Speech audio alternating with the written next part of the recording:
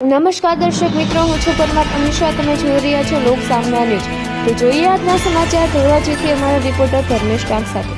ધોરાજીના સુપેડીનું મુરલી મનોહર મંદિરના મહંતોની દાદાગીરી સામે ગ્રામજનોનો વિરોધ. સુપેડી ગામ બંધ ચોકમાં વિરોધ બેનરો લાગ્યા. તારીખ 17/4/2026 ધોરાજીના સુપેડી ગામમાં મુરલી મનોહર મંદિરના મહંતોની જોહુકમી અને દાદાગીરી સામે ગ્રામજનોએ ઉગ્ર વિરોધ નોંધ્યો છે. આ વિરોધના ભાગરૂપે સમસ્ત સુપેડી ગામ અને ધંધા રોજગાર અચોક્કસ મુદત માટે બંધ રાખવાનું એલાન કરવામાં આવ્યું છે. ગામના પ્રવેશદ્વાર અને ચોકના ઠેર ઠેર વિરોધ દર્શાવતા બેનરો લગાવવામાં આવ્યા છે.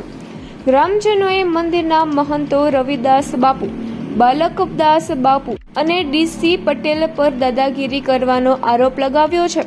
તેમના મતે આ મહંતો દર્શનાર્થીઓ સાથે ભેદભાવ રાખે છે અને આ મંદિર મારા બાપનું છે તેવું કહીને ગ્રામજનોને અપમાનિત કરી ગેરવર્તન કરે છે, જેના કારણે લોકોમાં ભારે રોષ જોવા મળી રહ્યો છે. રોષો ભરાયેલા ગ્રામજનોએ આગામી સ્થાનિક સ્વરાજની ચૂંટણીમાં મતદાનનો સંપૂર્ણ બહિષ્કાર કરવાનો નિર્ણય કર્યો છે. તેમણે કોઈ પણ રાજકીય પક્ષના નેતાઓને પ્રચાર માટે ગામમાં ન આવવા માટે રિક્ષામાં લાઉડસ્પીકર લગાવીને જાહેરાત પણ કરી છે.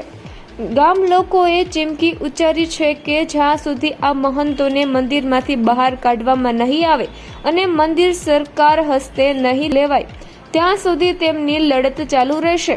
તો ફરી મળીશું એક નવા સમાચાર સાથે. ત્યાં સુધી જોતા રહો લોક સામના ન્યૂઝ.